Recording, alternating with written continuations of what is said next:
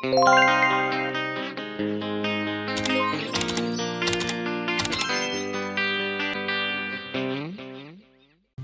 semuanya, perkenalkan nama saya Nida Kusumaningrum dari Teknik Informatika Kampus Bondowoso dengan NIM E41190455. Di sini saya akan mempresentasikan mengenai data warehouse middleware dengan mata kuliah data warehouse.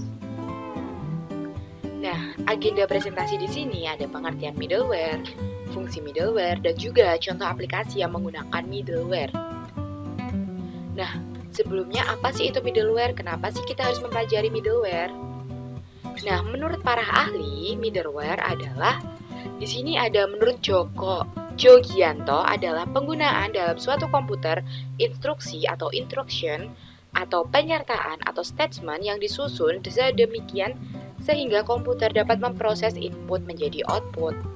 Nah, lalu jika pengertian umum middleware itu sendiri, dalam dunia teknologi informasi, middleware menjadi salah satu software yang dibuat untuk menghubungkan beberapa proses pada satu atau lebih mesin agar bisa saling berinteraksi di suatu jaringan.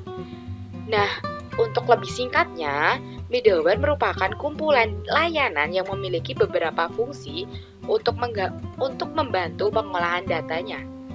Nah, di sini contoh middleware itu adalah seperti data customer yang harus dibaca oleh customer service dan akuntan seperti itu. Nah, lalu apa sih fungsi dari middleware itu sendiri? Nah, middleware berfungsi sebagai penerjemah informasi sehingga setiap aplikasi mendapatkan format data yang dapat mereka proses. Tujuan utama dari software middleware ini sendiri adalah untuk membantu memecahkan interkoneksi beberapa aplikasi dan masalah interoperabilitas seperti itu. Nah, tadi kita telah membahas apa itu middleware. Nah, di sini saya akan membahas apa sih itu ETL.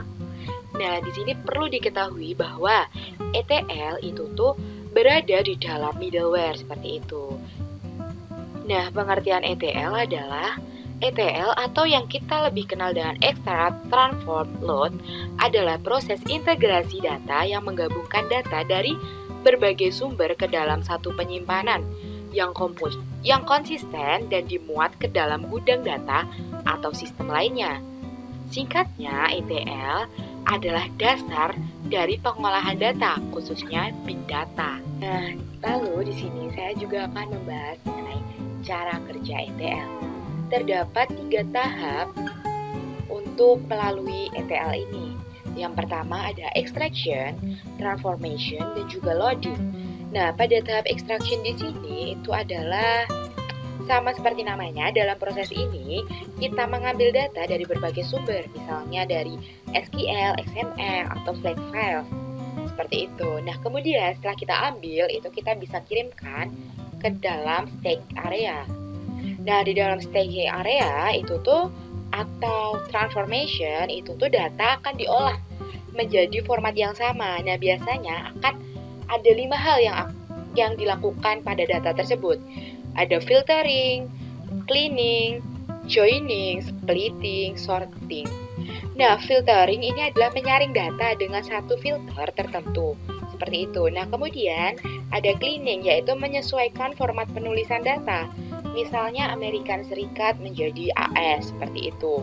Nah, kemudian kalau joining itu sendiri itu adalah untuk mencari data yang serupa untuk bisa menjadi satu, seperti itu. Kemudian untuk splitting itu adalah memecahkan ciri data yang berbeda menjadi 2 atau lebih.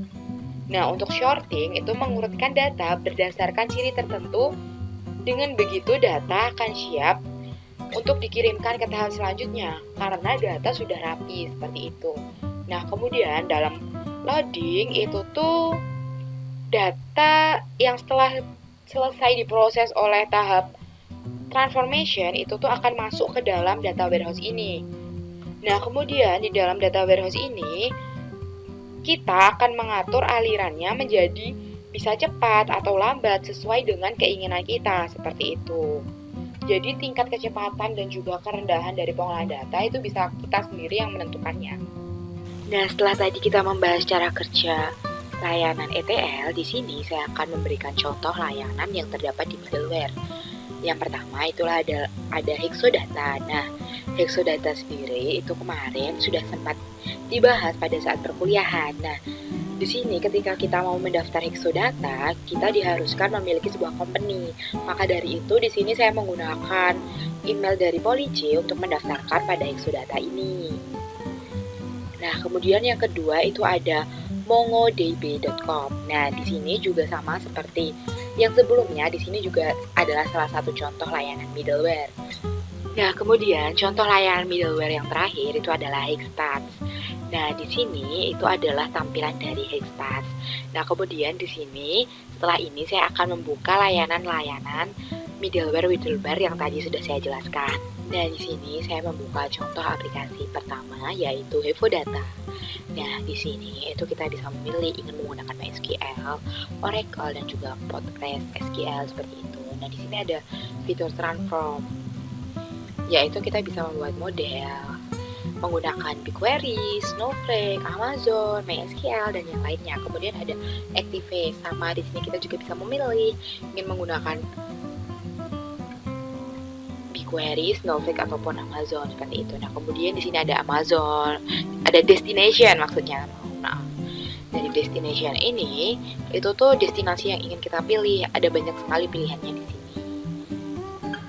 Nah, seperti itu saja untuk Hexodata. Kemudian kita akan berpindah ke Hexstats. Nah, di Hexstats ini itu ada fitur onboarding yang digunakan untuk membuat sort, destination, dan juga model. Kemudian ada scenes, models, dan juga audience. Nah, untuk audience ini sendiri itu tuh kita bisa digunakan untuk demo. Jadi nanti akan ada penonton lain atau member dari kita yang bisa menonton demo kita untuk membuat big data tersebut. Seperti itu saja sih. Nah, kemudian ada source. Di sini saya sudah membuat source yaitu dengan nama Nida dengan tipe MySQL. Nah, kemudian ada destination dan juga ada setting. Di sini kita bisa merubah-rubah seperti itu. Nah, kemudian saya juga menggunakan Mongo. Nah, di sini Mongo itu terdapat application, rules, skema, aplikasi user, authentication. Kemudian banyak sekali di sini fitur-fitur di bawahnya yang bisa kita gunakan untuk Mongo. Nah, mungkin presentasi dari saya sekian saja. Wassalamualaikum warahmatullahi wabarakatuh.